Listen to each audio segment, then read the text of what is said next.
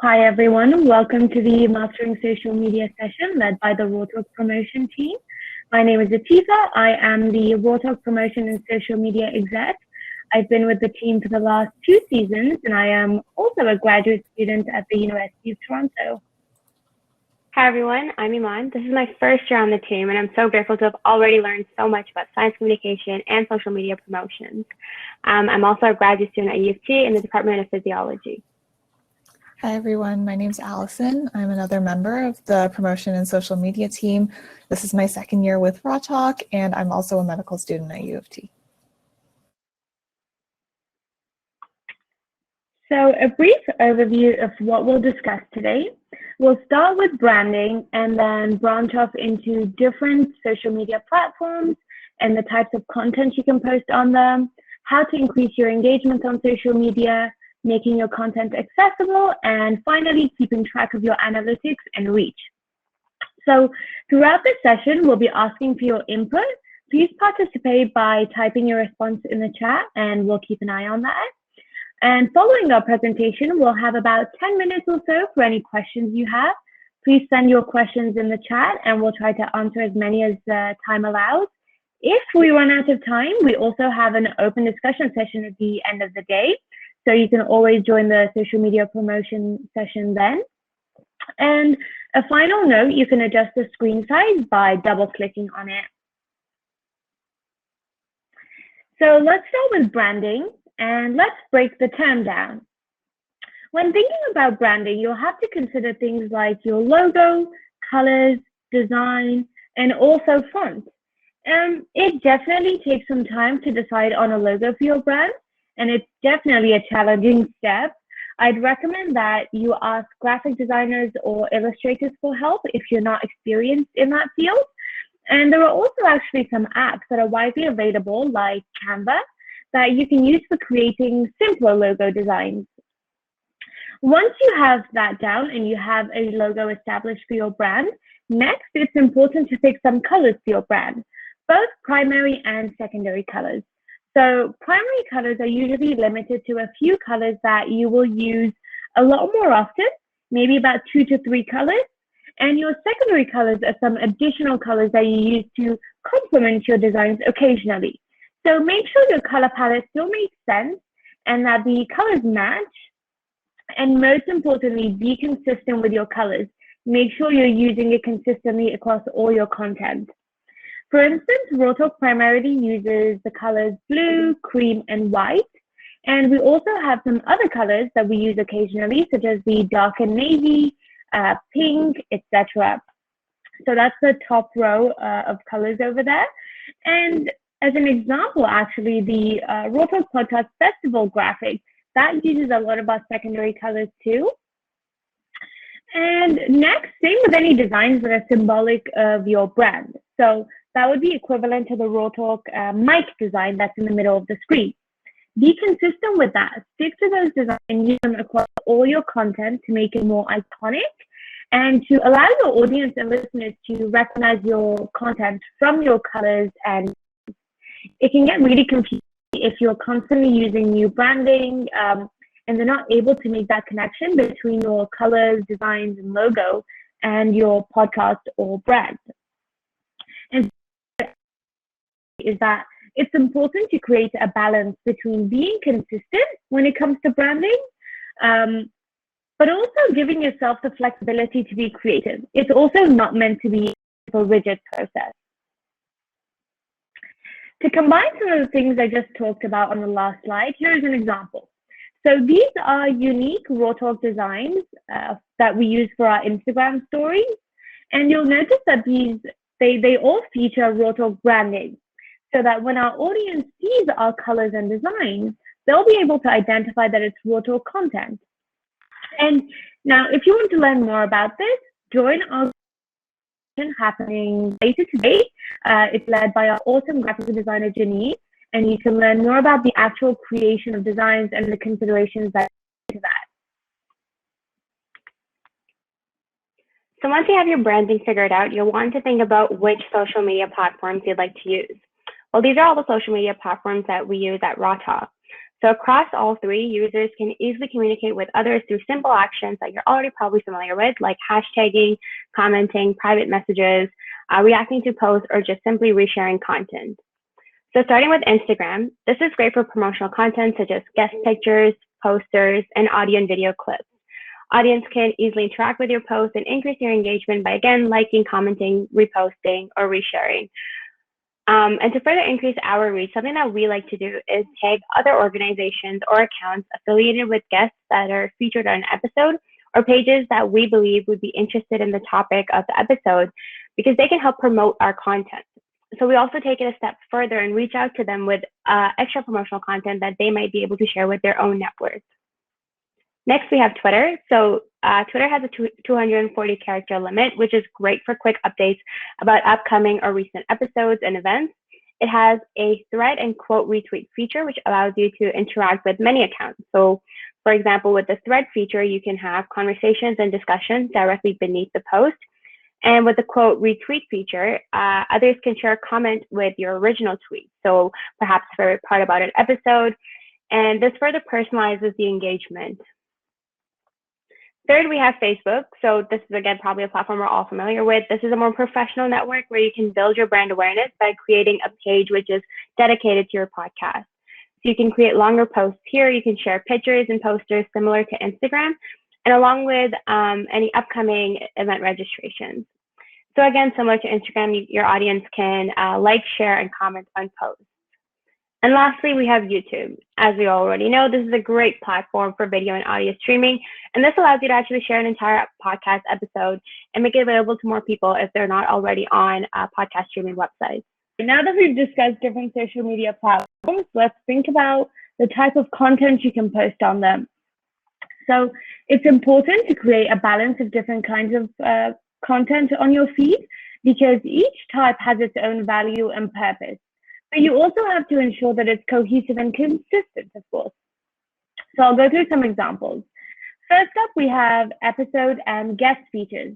So when you want to feature a new episode, you can highlight the topics that were discussed in the episode. You can feature the guests that were on that episode, and you can include more information on the guest and put quotes. There's so much creative freedom with these kinds of posts. And next, we have behind the scenes. Share behind the scenes content. Listeners love to see how things are done. It's also just really fun and makes you, both as a team and a brand, more human, in the sense that your audience gets to know you better. They get to see the work that goes on into the content you create and can relate to you more. Next, we have infographics. This is one way in which you can highlight and break down topics that were covered in your podcast episodes. And it also helps with making your content more accessible and hopefully have a wider reach by being able to share it on social media. Next, we have team features. So that's similar to behind the scenes, but featuring your team. Once again, it really lets your audience to get to know your team and the people behind the work you do. Another one is Audiograms. These are really fun. They're like little snippets taken from your podcast episode and can be used to feature both your episode and guests. Episode teasers. These are another fun way to hype up an upcoming episode, give your listeners a little sneak peek, and encourage them to tune in. And lastly, in terms of creating content, we're really lucky to have a graphic designer, but we also use Canva frequently to create a lot of our posts and content. Canva is free, it's easy to use, and has lots of great features, so definitely take advantage of resources like that. And a disclaimer, we're not sponsored by any of the apps or websites that we link to today. They're just our honest and personal thoughts from our experiences and what we actually use. And we can actually share a link to Canva on the chat in case you can't access it yourself.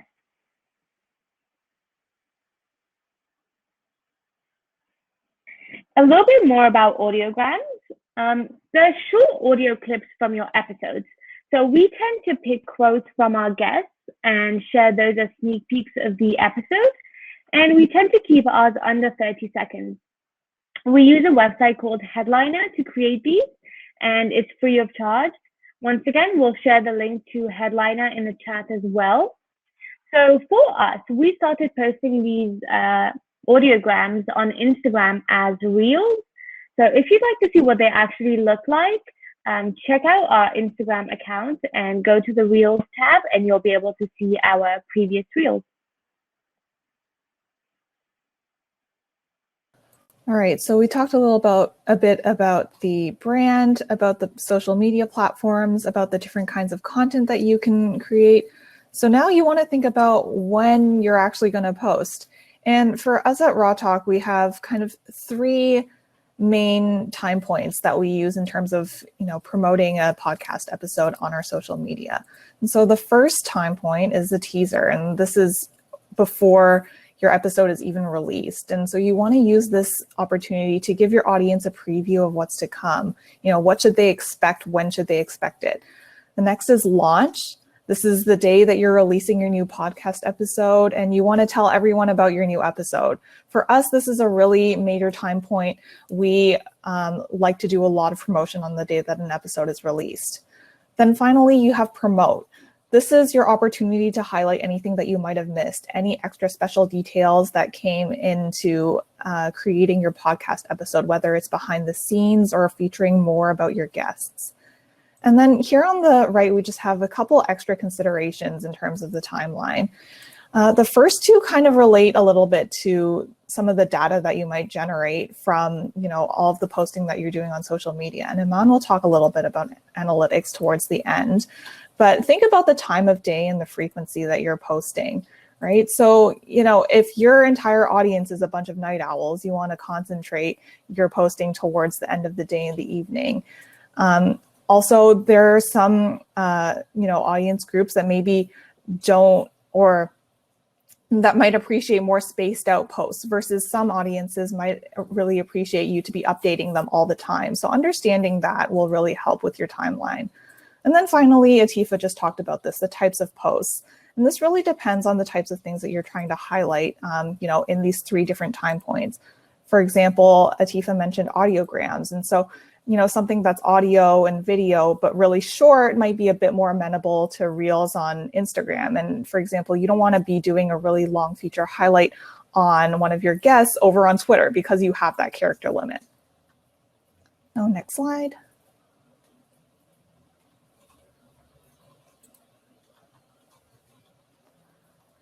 Great, so you've got your posting down, you've got your schedule down, and at the end of the day, you want to be able to engage your audience on social media, right? And so for me, I think this boils down to two main ideas: knowing your audience and being interactive. And so firstly, when it comes to knowing your audience, you have to think about what your audience resonates with. I know there are a lot of people in Gen Z who might really resonate with some of the trends that are coming out on TikTok. So you can use that to your advantage when you're creating content on social media. And then secondly, just think about the language that you're using to engage with your audience. Again, some of those, trends on TikTok might not resonate with an audience that you're targeting who might be all scientists, for example. So just keep that in mind. And again, we'll talk a little bit more about accessibility in terms of our content as we go on through this presentation. And then secondly, be interactive. So this goes back to knowing your platforms and what they have to offer. On Twitter, again, you have those that short character limit. So how can you use that to your advantage? Instagram has a lot of fun interactive features like the polls, for example, or the Q&A format, which we have a little picture of here. And at the end of the day, you want to make it fun. That's the thing that's going to be able to engage your audience the most. So keep that in the back of your mind. And in speaking of engagement, we do have a poll coming up here on the next slide. So we want to know, what features do you find the most engaging? A short caption, B, interactive features, C, going live, or D, incorporating trends? I think you can hit the poll tab. It's right next to chat, and you can answer. So we'll give a couple seconds for that.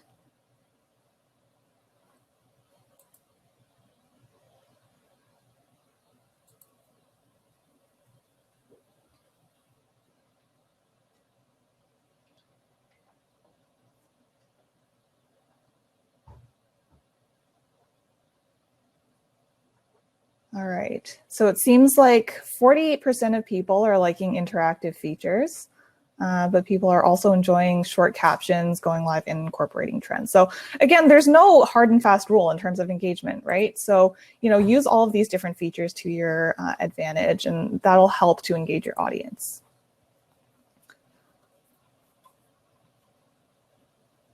Right. And so going off of the theme of engaging with your audience, one of the ways that we really like to do this at Raw Talk is engaging your team. And Atefeh mentioned this earlier. Engaging your team is a great way to show what's going on behind the scenes and just what your team is up to on a day-to-day basis. And a lot of the times for us, who are posting frequently on promotions, it's easy to forget that there's a whole team of people behind the podcast who are working to make the episode. So we really like to highlight our team here at Raw Talk. And if you follow us, you will have noticed that we do a Feature Friday every Friday, as the name suggests, over on Instagram stories. And we have a team member bring the audience kind of into their life for a day. And then here we have on the screen just a couple examples of other things that we've tried to do to engage our team on our social media. So on the left, this is when the pandemic first hit, and we had the entire team show what their workspace from home was looking like.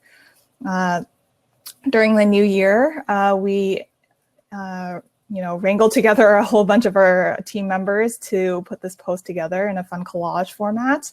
And then on the right, we have just a promotional activity that we did with our team talking about their favorite episodes in preparation to launch our season 5.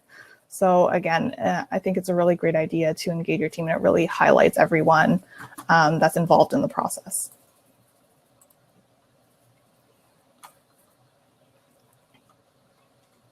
Thank you, Alison. Now, one of the most powerful tools to encourage engagement, a lot of the engagement that Alison touched on, is captions. So you want to ensure that you're using effective captions. Now, there are two things to consider here. First of which is the length and content of the caption itself. So firstly, you want to keep your caption concise. Now, nobody wants to read a whole paragraph, and people are normally on social media for quick bouts of information and updates. So always best to keep it concise. Second, you want to avoid jargon. So keep the language as accessible as possible. Perhaps you're only looking to target a specific audience, but to truly expand your reach, it's always best to avoid any jargon. And this is especially helpful for when your audience wants to share your content with their network who might not be well versed in your topic area. So having this accessible language opens up your content to a wider network and ensures that others are also interacting. And lastly, you can use spacing and line breaks. So this is mostly for aesthetic purposes, whether it's simply a hard enter or using periods and stars between paragraphs. What this does is it helps break up the information that you're presenting. So it's easier to follow along and just easier to digest compared to lengthy paragraphs. The second main point to consider is making your captions engaging. So there's a number of ways to do this. The first is to ask questions. So this encourages your audience to leave a comment or even like a post if it's something that really resonates with them. The second is sharing links. So this encourages them to engage with your post and simply allows them to spend more time on your post or even explore your page further. You can also add hashtags. So this increases the reachability of your post so that those that may not follow you but are interested in the topic can still find their way to your post if they're simply looking at that hashtag and looking at relevant posts on that hashtag.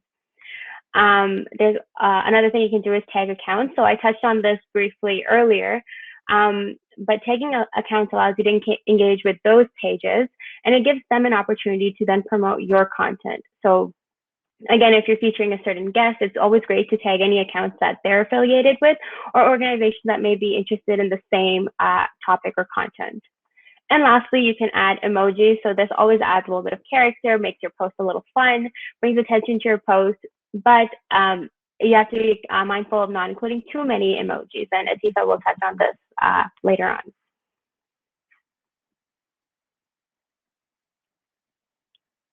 So we have a quick activity here.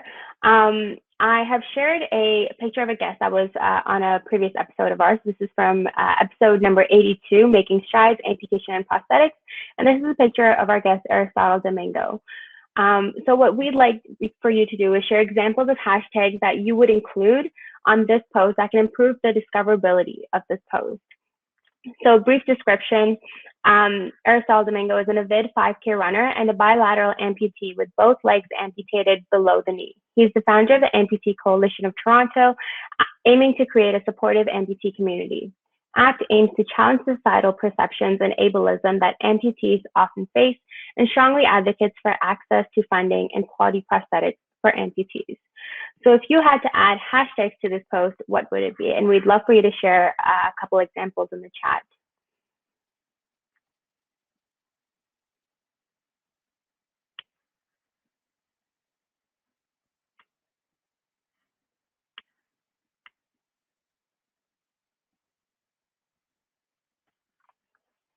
Great, so we have a couple here, hashtag amputee, hashtag runner, hashtag ACT, hashtag amputee again. And this is a very unique one from Mariko, hashtag no limits. Thanks everyone for sharing. Hashtag advocate, thanks Jesse. These are all great. This really gets your content out there. So now that we've talked about how to engage your audience, types of content, let's talk about how to make this content accessible. So full disclaimer, we are not experts. We're just sharing what we've learned and we ourselves are. But when thinking about making your content accessible, we encourage you to proactively think about who the audience is and try to tailor your content appropriately. I think of it as if you acknowledge about your audience and listeners as diverse, take that into consideration and think about how you want to tailor your content to make it inclusive, engaging, and accessible to as many people as possible, and ideally everyone. So the first tip I have is to use alt text for all of your social media content. We started using alt text for our content this season, and it was definitely a learning curve, but it's so worth it. And the more you use it, the more confident you should be able to provide alt text on all platforms. We've been able to access them easily on Instagram, Facebook, and Twitter. The only thing to keep in mind with Twitter is that you can't edit posts after it's been posted. So remember to add it in beforehand.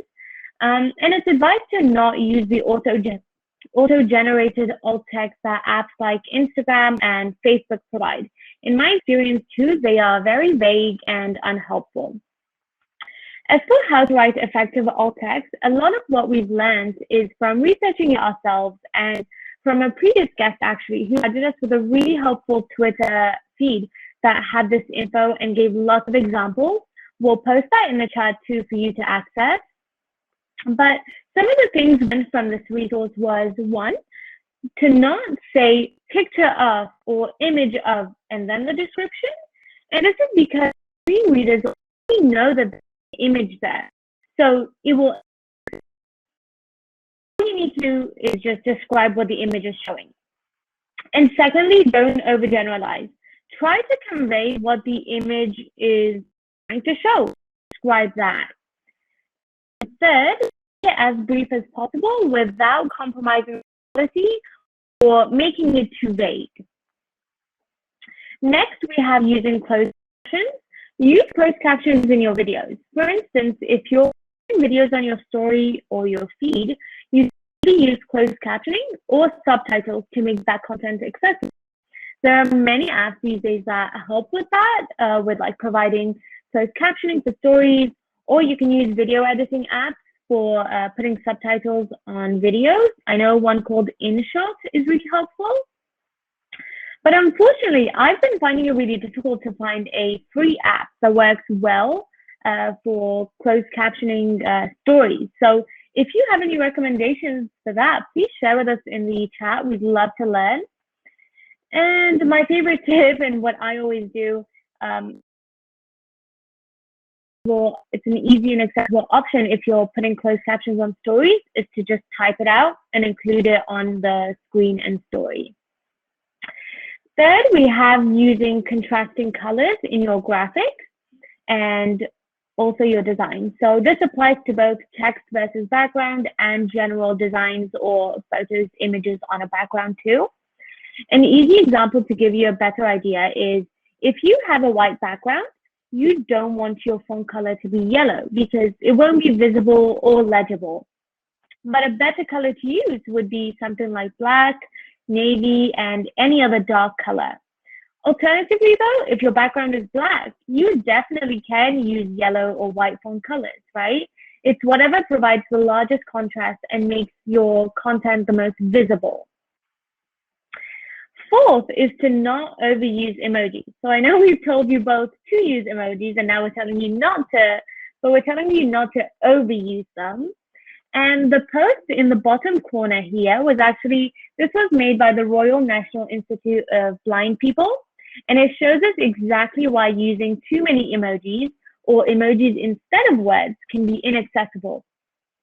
So what happens is that screen readers or text-to-speech software used by blind or partially sighted people reads out the description of every single emoji you include. So this post would sound something like, their angry face, our angry face, two angry face, many angry face, emojis, angry face. And as you can see, it's a mess. It's not very accessible.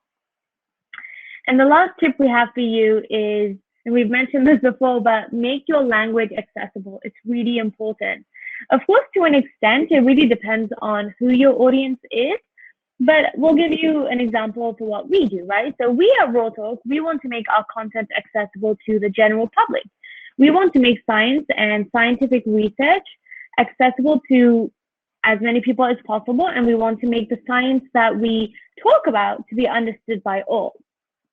So this means that we either have to avoid jargon or ensure that it's explained beforehand, because if our content is full of specialized language, it might be too intimidating or not engaging enough, and therefore our targeted audience wouldn't be able to access our content, which defeats the whole purpose of what we're doing, right? And now we have a question for you. So what tips do you have for making your content more accessible? We'll give you a moment to put your tips in the chat, and we're excited to see what you have to say. Even if some of the tips that we've shared are things that you want to implement and you haven't done before, we'd love to learn about which ones are more helpful for you. Oh, I think Grace is saying using different platforms. That's definitely a helpful one because different people access different platforms, right? If you are only posting on one platform, that's also really inaccessible because you're only targeting a very limited number of people. Oh, I love this one by Noor. It's depending on the audience, using multiple languages for the same post, for instance, English and French. That's something that actually we're starting to see a little bit more with science communicators and different platforms that share information. It's honestly amazing. It's really nice. Whenever you have the ability to, try to share your content in as many languages as possible. It just increases the reach by that much more, right? Jan says, double checking if your colors are colorblind friendly. Definitely. Yeah, so both contrasting colors is helpful, but also making sure that the colors you are pairing and using are actually differentiable by different people. Awesome. Thank you for sharing those. All right, so this brings us to our last point, analytics. We've talked a lot about how to increase the reach of your post and the engagement on your post, but how do we know if it's actually working? Well, this is where it's important to keep track of your analytics. Now, please note, this information is only available for business accounts, so you have to ensure that your podcast or any page that you have set up is set up as a business account on any of the social media platforms. So there's two ways to keep track of analytics. The first is engagements. So engagements are the number of times people have interacted with a post, whether it's a picture, video, or tweet. So this includes how many likes, comments, shares, retweets, or reactions a post has. It also includes how many times a post has been saved or how many times a post has been shared. Second, we have impressions. So this is the number of times people have seen the post. So the number of So this number, of course, increases with more engagement that you have. So to see these insights, you can simply click the View Insights button on an Instagram post, the View Tweet Activity button on Twitter, and on Facebook, insights are actually directly available below a post, again, as long as it's a business account. So make sure you are setting up your page as that. So not only do we collect these analytics to track the growth of our podcast, but we also share this information along with information on episode downloads with our guests in the form of an impact report. So this helps us to engage with the guests beyond the episode release, and it helps us maintain a relationship with them too. Next slide. You can also take it a step further and collect audience analytics. So this gives you information on when your posts are receiving the highest engagement and who is interacting with your posts. So this way you can create a plan for when to post. And as Alison mentioned earlier, you can also consistently post during those times to keep your engagement high. So if you already have a business account set up for your podcast or your page, you can follow along with me on Instagram to see how you can find this information. So give a couple seconds maybe to allow you guys to open that up. So you'll have to navigate to your profile and click on Insights right below your bio. You can see an overview of your reach here. So that's the second image. But if you click Audience around the middle, you'll get a breakdown of how many follows or unfollows you've received recently, which cities or countries you get page visits from, and even which age range it's most popular with. So this is the third and fourth image on the slide here. So this allows you to see if your content is reaching the target audience that you expected. And at the bottom, you'll find which times, both hours and days of the week, your posts are getting the most engagement. So again, this is ideal if you can post, consistently post during those times. Next slide.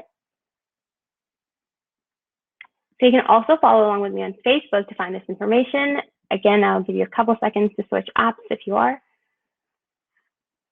So again, you'll start on your profile. And if you click more on the top right, and then Insights, which is about the third button down, again, you'll see an overview first. And if you click See More right at the bottom of your page, you'll get a breakdown again of your audience insights. So that's the last image. Again, you can see the age, gender, and locations where your podcast is most popular. Now, we don't yet have a way of tracking this information, these specific audience analytics on Twitter, but please do share with us if this is something you're familiar with. And I hope this information has been helpful to you all.